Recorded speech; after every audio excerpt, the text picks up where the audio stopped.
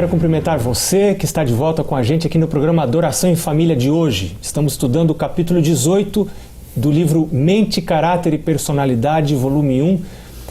Segurança no Lar é o título desse capítulo. E você já deve estar com o seu livro Mente, Caráter e Personalidade, volume 1 aberto.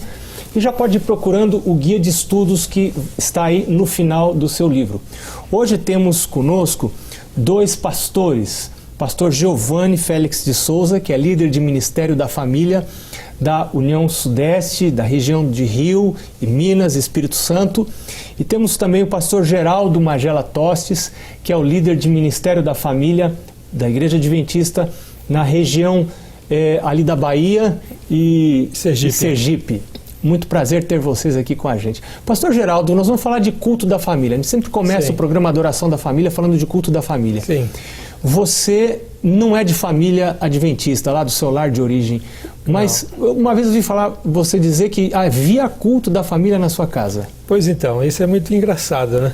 A minha mãe é de origem católica, eu também na minha infância, adolescência, e a minha mãe sempre reunia os filhos, contava histórias da Bíblia, lia alguma coisa para nós, e isso me influenciou bastante na minha infância. Sempre fomos religiosos lá em casa. Ela reunia a gente às vezes no programa, mesmo católico, na rádio, a gente ficava ouvindo junto com ela, levava para a igreja, ela sempre contava uma história, sempre ensinava a gente a ser religioso. E eu aprendi desde criança a temer a Deus. E depois, aos 18 anos, eu conheci o Evangelho, preguei a verdade para ela, eu já me tornei adventista e ela se tornou adventista, e hoje toda a nossa família é adventista. Os filhos, os netos, os bisnetos da minha mãe são adventistas hoje, e ela é uma religiosa bem temente a Deus. Você atribui esse fundamento espiritual que essa família tem às rotinas espirituais? Totalmente da minha mãe. A minha mãe ela é muito religiosa e soube passar isso para todos os filhos, né? Temer a Deus, e contava histórias da Bíblia, contava histórias de fundo moral, educacional, e ensinava a gente a temer a Deus. Amém. Muito bom, tá aí o ânimo para você fazer isso com a sua família também. E nós vamos agora para o nosso guia de estudos, vem com a gente. E a primeira pergunta é: por que é importante que o amor seja expresso em palavras e atos?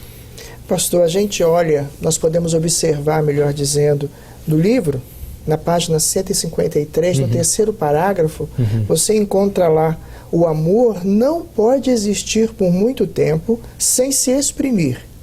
Não permitais que o coração do que se acha ligado convosco pereça míngua de bondade e simpatia. Então, se você não fala, não se expressa, o amor vai acabar.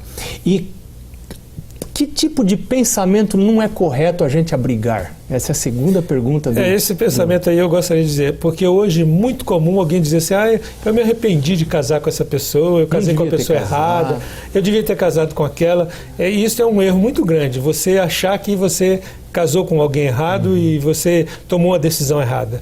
Nunca pense isso. Ou seja, Deus está dizendo aqui que é errado. E quando eu entro por um caminho errado, não vou ter a bênção de Deus, não terei a proteção de Deus e vou estar pecando. Então, quando alguém pensa que não casou corretamente, está pecando. E note, uma coisa leva a outra.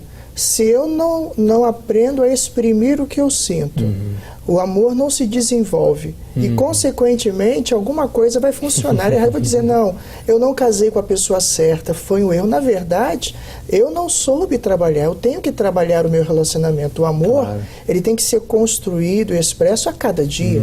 Eu tenho que exprimi-lo a cada dia, em atos e palavras. Na página 157 do nosso livro, é apresentada a experiência de um rapaz que teve as noções de casamento, de santidade do casamento muito enfraquecidas na sua vida, com consequências muito ruins. O que aconteceu para isso ficar fraco, essa ideia ficar fraca na mente dele? O problema foi que ele esqueceu que ele era um homem sério, que ele tinha um compromisso. Ele começou a se associar com outras jovens, começou a ficar brincando, se divertindo, esqueceu da seriedade de ser um pai de família, um esposo, né? E um homem do lar. Alguns não cuidam muito, né? Não, a maldade está na cabeça de vocês que estão pensando mal de mim, que problema que tem? É só amizade que eu tenho, né? E não é legal, não é justo você deixar...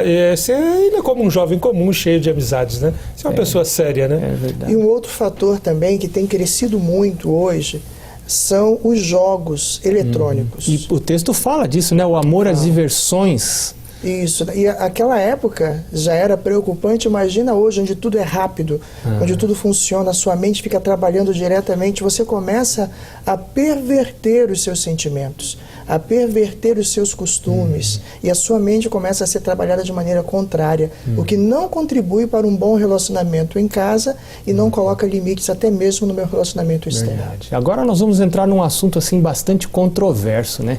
É a estrutura da autoridade da família. Onde que está essa estrutura? Só que nós vamos esperar ver todos os textos, porque esse texto que nós vamos ler agora, ele parece ser um pouco tendencioso, mas vamos esperar ver todo o contexto, né? A pergunta é, para que função escolheu o Senhor ao marido? Para que o marido foi escolhido? Isso aqui é interessante, isso vai causar muita controvérsia, mas Deus escolheu o marido para ser o cabeça do lar. Está na Bíblia e está aqui, né? Ele deve legislar, ele deve administrar, ele deve governar o seu lar no temor de Deus, né? E isso o texto diz ainda que não é só a cabeça, porque tem marido que só lembra que a Bíblia fala que é para ser cabeça. Mas tem o protetor também. Mas né? ele precisa ser protetor. Protegido. E lá no final do texto diz que a autoridade de Cristo é exercida com sabedoria e bondade. Justamente, manso e bom, né? A autoridade não é dada para quem é mais forte. A autoridade não é para oprimir, é para proteger, é para cuidar, para servir, como Cristo se doou para a igreja. Exatamente. E ela fala, nós temos que ser assim também. Como cabeça, eu não tenho que exigir respeito e obediência. Claro. Eu tenho que ser digno dela, através da minha autoridade bondosa. Na verdade, essa autoridade dada por Jesus ao marido é um sacerdócio. Exatamente. Né? É um serviço que ele exerce para com a família, é uma doação. Ele tem que negar-se a si mesmo para se doar para a família, para servir a família. A próxima pergunta fala de uma atitude de algumas esposas que desagrada a Deus. Que atitude que é essa? Quando ela procura diminuir essa autoridade do esposo, minar a influência dele como cabeça. Toma o lugar do marido, ela vai influenciar, ela começa a querer gerenciar e o marido vai se acuando, vai ali para o cantinho e é preciso os dois cederem nessa hora, tanto ele quanto ela, né? Ele cede o seu cargo, ela não pode ser um cabo de guerra, de competição, de quem manda mais, né? Mas o texto embaixo diz assim, a palavra de Deus dá preferência ao juízo do marido. Então sempre que não houver princípios envolvidos, não houver em jogo o interesse do reino de Deus, o texto diz que a esposa deveria ceder. E isso não é uma coisa popular hoje, mas é o que ensina a palavra de Deus, né? Justamente. Por isso que entra um aspecto muito importante da pessoa ser controlada pelo Espírito. E essa é a próxima pergunta. Como são o marido e a esposa controlados pelo Espírito Santo? Só as características. Exatamente, são pessoas que não são arbitrárias, e estas pessoas, além de não serem arbitrárias, não querem controlar umas às outras. São submissas uma à outra. Exato, ela sabe ceder, ela sabe dar o seu espaço, ela sabe ocupar o seu espaço. Com bondade, com o Espírito de Cristo, com mansidão, né? É o fruto do Espírito. Amor, alegria, essa pessoa vai ter o fruto do Espírito, né? Amor, alegria, bondade, benignidade, fidelidade. Bom, agora, a próxima pergunta é sobre a escala de prioridades. Como vai ser a escala de prioridades nos relacionamentos quando um homem é renovado pelo Espírito Santo? Seu primeiro dever é com os filhos, diz aqui. Seu primeiro dever para com os filhos e seus parentes mais próximos. Não é com o trabalho, não é? Não é com sua carreira, com a sua projeção, com os seus interesses pessoais. Nem com seus pais. Não com seus negócios, mas sim com os filhos e os parentes. Isso é para todos, viu, pastor? Pastores, para os irmãos que estão em sua casa, todos nós. A nossa prioridade é a família. Primeiro Deus, família, igreja. Eu não posso inverter. Que responsabilidade Deus dá para o homem. Exatamente. Ser sacerdote de uma casa, ser o protetor de uma mulher, de filhos, é uma função muito solene, muito sagrada. E o que vai acontecer nos últimos dias quando nós comparecemos diante de Deus? Essa é a última pergunta, né, pastor? Pode falar, pastor. Pois então, Deus vai perguntar, cadê os seus filhos? Onde estão? Você os entregou ao pecado? Você os protegeu? Eles estão no mundo da impureza?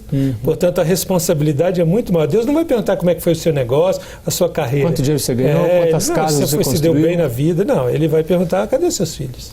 Eu gosto muito de Gênesis 7:13.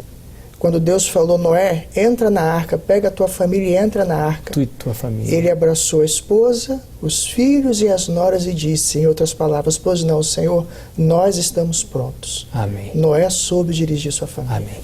O estudo de hoje foi um chamado para você que é homem, para você que é pai, para você que é marido, para imitar o modelo de Jesus e receber em sua vida uma atitude de serviço, de submissão ao Deus do céu e trabalhar em prol da sua família, da sua esposa e dos seus filhos. Deus abençoe você. Deus use você. Nós convidamos a todos que estão assistindo o programa Adoração em Família de hoje para estar com a gente no próximo programa, quando vamos estar estudando o capítulo 19, Influências dos Pais. Deus esteja com você e até lá.